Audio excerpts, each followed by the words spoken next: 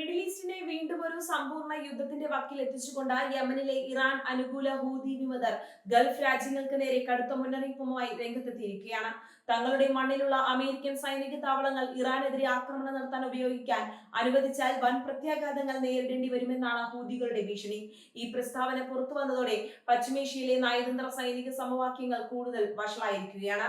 American സൈനിക സാന്നിധ്യമുള്ള Gulf രാജ്യങ്ങളെ നേരിട്ട് ലക്ഷ്യമിട്ടാണ് ഹൂതികളുടെ പുതിയ നീക്കം. ഇറാനെതിരെയുള്ള ഏത് സൈനിക നീക്കത്തിനും തങ്ങളുടെ വ്യോമപാതയോ ഭൂപ്രദേശങ്ങളോ വിട്ടു നൽകുന്ന രാജ്യങ്ങൾ ഈ യുദ്ധത്തിന്റെ ഭാഗമായി കണക്കാക്കപ്പെടുമെന്ന് അവർ വ്യക്തമാക്കുന്നു. ഇത് കേവലം ഒരു ഭീഷണിയല്ലെന്നും ലംഘിക്കപ്പെട്ടാൽ ആ രാജ്യങ്ങളെ തന്ത്രപ്രധാന കേന്ദ്രങ്ങൾക്ക് നേരെ നേരിട്ടുള്ള ആക്രമണങ്ങൾ ഉണ്ടാകുമെന്നാണ് സായുധ സംഘടനയുടെ മുന്നറിയിപ്പ്. ഇറാനിലെ പ്രധാന സൈനിക കേന്ദ്രങ്ങൾക്ക് നേരെ അടുത്തിടെ അമേരിക്ക നടത്തിയ വ്യോമാക്രമണങ്ങളാണ് ഇപ്പോഴുള്ള പെട്ടെന്നുള്ള പ്രകോപനത്തിന് കാരണം. ഈ ആക്രമണങ്ങൾക്ക് പിന്നാലെ മേഖലയിലുടനീളമുള്ള ഇറാൻ അനുകൂല പ്രതിരോധ സഖ്യങ്ങൾ അമേരിക്കയ്ക്കെതിരെ കടുത്ത നിലപാടിലേക്ക് നീങ്ങുകയായിരുന്നു. തങ്ങളുടെ പ്രധാന സഖ്യകക്ഷിയായ ഇറാന് നേരെ അമേരിക്ക നടത്തുന്ന നീക്കങ്ങളെ പ്രതിരോധിക്കാൻ യമനിൽ നിന്ന് ഹൂതികൾ ആയുധമെടുക്കുമെന്ന പ്രഖ്യാപനമാണ് ഇപ്പോൾ ഉണ്ടായിരിക്കുന്നത്. അമേരിക്കൻ ആക്രമണങ്ങൾക്ക് മറുപടിയുമായി സൗദി അറേബ്യയുടെ ആഭ്യന്തര അടിസ്ഥാന സൗകര്യങ്ങൾക്ക് നേരെയും ഹൂതികൾ പുതിയ ഭീഷണികൾ ഉയർത്തിയിട്ടുണ്ട്. സൗദിയിലെ എണ്ണ ഉൽപാദന കേന്ദ്രങ്ങളും വിമാനത്താവളങ്ങളും തങ്ങളുടെ മിസൈലുകളുടെയും അത്യാധുനിക ഡ്രോണുകളുടെയും പരിധിയിലാണെന്ന് ഹൂതികൾ ഓർമ്മിപ്പിക്കുന്നു. വർഷങ്ങളായി തുടരുന്ന സൗദി യമൻ സംഘർഷം താൽക്കാലികമായി ശാന്തമായിരുന്ന സാഹചര്യത്തിലാണ് ഈ പുതിയ ഭീഷണി സൗദി ഭരണകൂടത്തെ ആശങ്കയിലാഴ്ത്തുന്നത്.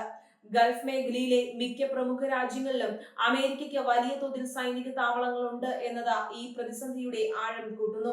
ഖത്തറിലെ അൽ ഉദൈദ് എയർബേസ്, ബഹ്റൈനിലെ US നാവികസേനയുടെ 5ാം കപ്പൽപ്പടയുടെ ആസ്ഥാനം, കുവൈറ്റിലെയും UAEയിലെയും സൈനിക കേന്ദ്രങ്ങൾ എന്നിവയെല്ലാം അമേരിക്കയുടെ മിഡിൽ ഈസ്റ്റിലെ പ്രധാന ശക്തി കേന്ദ്രങ്ങളാണ്. ഈ താവളങ്ങളിൽ നിന്നുള്ള യുദ്ധവിമാനങ്ങളോ നിരീക്ഷണ സംവിധാനങ്ങളോ ഇറാനെതിരെയുള്ള നീക്കങ്ങൾക്ക് ഉപയോഗിച്ചാൽ അത് തങ്ങളെ ബാധിക്കുമെന്നാണ് ഗൾഫ് രാജ്യങ്ങളുടെ ഭയം. പശ്ചിമേഷ്യയിൽ വാഷിംഗ്ടണും ടെഹ്റാനും തമ്മിൽ നിലനിൽക്കുന്ന കടുത്ത ശത്രുത ഒരു പ്രാദേശിക യുദ്ധമായി പടർന്നു പിടിക്കുമെന്ന ആശങ്ക അന്താരാഷ്ട്ര സമൂഹത്തിൽ ഇപ്പോൾ ശക്തമാണ്. ഇരുവിഭാഗവും നേരിട്ടുള്ള ഏറ്റുമുട്ടലുകളിലേക്ക് കടക്കുമ്പോൾ അതിനിടയിൽ പെട്ടുപോകുന്നത് ഗൾഫിലെ അറബ് രാഷ്ട്രങ്ങളായിരിക്കും. സാമ്പത്തികമായും സുരക്ഷാപരമായും വലിയ മുന്നേറ്റം നടത്തുന്ന ഗൾഫ് രാജ്യങ്ങൾക്ക് തങ്ങളുടെ മണ്ണിലേക്ക് ഒരു യുദ്ധം പടരുന്നത് ചിന്തിക്കാൻ പോലും കഴിയില്ല. സൗദി അറേബ്യയും യുണൈറ്റഡ് അറബ് എമിറേറ്റ്സും കഴിഞ്ഞ കുറച്ചു കാലമായി ഇറാനുമായി നയതന്ത്ര ബന്ധങ്ങൾ മെച്ചപ്പെടുത്താൻ വലിയ ശ്രമങ്ങൾ നടത്തിവരികയായിരുന്നു. എന്നാൽ അമേരിക്കയും ഇറാനും തമ്മിലുള്ള ഈ പുതിയ സൈനിക ഏറ്റുമുട്ടലുകൾ ഗൾഫ് രാജ്യങ്ങളുടെ ആ സമാധാന ശ്രമങ്ങൾക്ക് വലിയൊരു തിരിച്ചടിയാണ് നൽകിയിരിക്കുന്നത്. തങ്ങളുടെ മണ്ണിലെ അമേരിക്കൻ സാന്നിധ്യവും അയൽ രാജ്യമായ ഇറാന്റെ ഭീഷണിക്കുമിടയിൽ വലിയൊരു നയതന്ത്ര പ്രതിസന്ധിയിലാണ് ഈ രാജ്യങ്ങൾ ഇപ്പോൾ എത്തിപ്പെട്ടിരിക്കുന്നത്. യമനിലെ ഹൂതികൾക്ക് ഇറാൻ നൽകുന്ന സാങ്കേതികവും ആയുധപരവുമായ പിന്തുണ വളരെ വലുതാണ്. ദീർഘദൂര ബാലിസ്റ്റിക് മിസൈലുകളും ആത്മഹത്യാ ഡ്രോണുകളും കടൽ മാർഗമുള്ള ആക്രമണ ശേഷിയും ഹൂതികൾക്ക് കൈവന്നത് ഇറാന്റെ സഹായത്തോടെയാണെന്ന് പാശ്ചാത്യ രാജ്യങ്ങൾ ആരോപിക്കുന്നു. അതുകൊണ്ട് തന്നെ ഹൂതികളുടെ ഭാഗത്തു നിന്നുണ്ടാകുന്ന ഭീഷണികളെ കേവലം ഒരു വിമത സംഘടനയുടെ വാക്കുകളായി തള്ളിക്കളയാൻ ഗൾഫ് രാജ്യങ്ങൾക്ക് സാധിക്കില്ല. ഹൂതികളുടെ ഈ പുതിയ പ്രഖ്യാപനം ചെങ്കടലിലൂടെയുള്ള അന്താരാഷ്ട്ര കപ്പൽ ഗതാഗതത്തെയും കൂടുതൽ അപകടത്തിലാക്കും. ആഗോള വ്യാപാരത്തിന്റെ വലിയൊരു ശതമാനം കടന്നുപോകുന്ന ഈ പാതയിൽ മുൻപും ഹൂതികൾ ചരക്ക് കപ്പലുകൾക്ക് നേരെ ആക്രമണം നടത്തിയിട്ടുണ്ട്. ഇപ്പോഴത്തെ അന്തരീക്ഷം കൂടുതൽ വഷളാകുന്നതോടെ ആഗോള എണ്ണ വിപണിയെയും സാമ്പത്തിക രംഗവും കടുത്ത അസ്ഥിരത നേരിടേണ്ടി വരുമെന്ന സാമ്പത്തിക വിദഗ്ധർ മുന്നറിയിപ്പ് നൽകുന്നു. അമേരിക്കൻ ഭരണകൂടം ഈ സാഹചര്യത്തെ അതീവ ഗൗരവത്തോടെയാണ് കാണുന്നത്.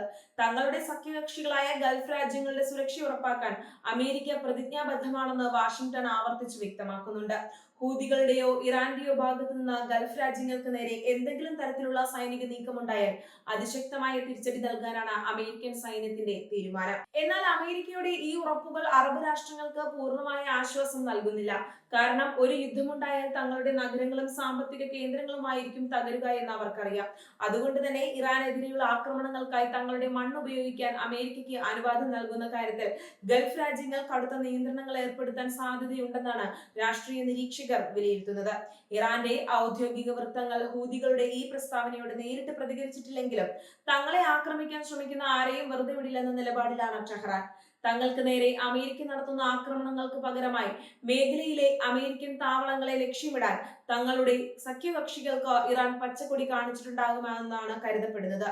ഇത് മിഡിൽ ഈസ്റ്റിലെ പരസ്പരമുള്ള ആക്രമണങ്ങളുടെ ഒരു വലിയ പരമ്പരയ്ക്ക് കാരണമായേക്കാം.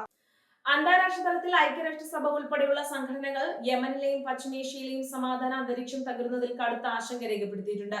കൂടുതൽ യുദ്ധങ്ങളിലേക്ക് നീങ്ങുന്നത് മേഖലയിലെ ദശലക്ഷക്കണക്കിന് സാധാരണ ജനങ്ങളുടെ ജീവിതം ദുസ്സഹമാക്കുമെന്നും നയതന്ത്ര ചർച്ചകളുടെ പ്രശ്നങ്ങൾ പരിഹരിക്കണമെന്നും വിവിധ ലോകരാജ്യങ്ങൾ ആവശ്യപ്പെടുന്നു. എന്നാൽ യുദ്ധഭൂമിയിലെ നിലവിലെ സാഹചര്യങ്ങൾ ചർച്ചകൾക്ക് അനുകൂലമല്ല എന്നതാണ് യാഥാർത്ഥ്യം. വരും ദിവസങ്ങളിൽ ഹൂതികൾ എന്ത് തരത്തിലുള്ള നീക്കങ്ങളായിരിക്കും നടത്തുക എന്നത് നിർണായകമാണ്. സൗദി അതിർത്തികളിലും ചെങ്കടലിലും അവർ സൈനിക വിന്യാസം ശക്തമാക്കിയതായി റിപ്പോർട്ടുകളുണ്ട്. ഗൾഫ് രാജ്യങ്ങൾ തങ്ങളുടെ വ്യോമ പ്രതിരോധ സംവിധാനങ്ങൾ അതീവ ജാഗ്രതയിലാക്കുകയും അതിർത്തികളിൽ സുരക്ഷ കർശനമാക്കുകയും ചെയ്തിട്ടുണ്ട്. ഇറാൻ അമേരിക്ക സംഘർഷം പശ്ചിമേഷ്യയെ ഒരു വലിയ യുദ്ധക്കളമാക്കി മാറ്റാൻ പോകുന്നതിന്റെ വ്യക്തമായ സൂചനകളാണ് യമനിൽ നിന്ന് പുറത്തുവരുന്നത്. ഹൂതികളുടെ ഭീഷണിയും മാറിമറിയുന്ന ഗൾഫ് രാഷ്ട്രീയവും വരും ദിവസങ്ങളിൽ കൂടുതൽ സങ്കീർണമായ വെളിപ്പെടുത്തലുകളിലേക്ക് നയിക്കുമെന്ന ഉറപ്പാണ്. മിഡിൽ ഈസ്റ്റിലെ ഈ പുകച്ചിൽ എങ്ങോട്ടാണ് അവസാനിക്കുക എന്ന വലിയ ആശങ്കയോടെയാണ് ലോകം ഇപ്പോൾ ഉറ്റുനോക്കുന്നത്.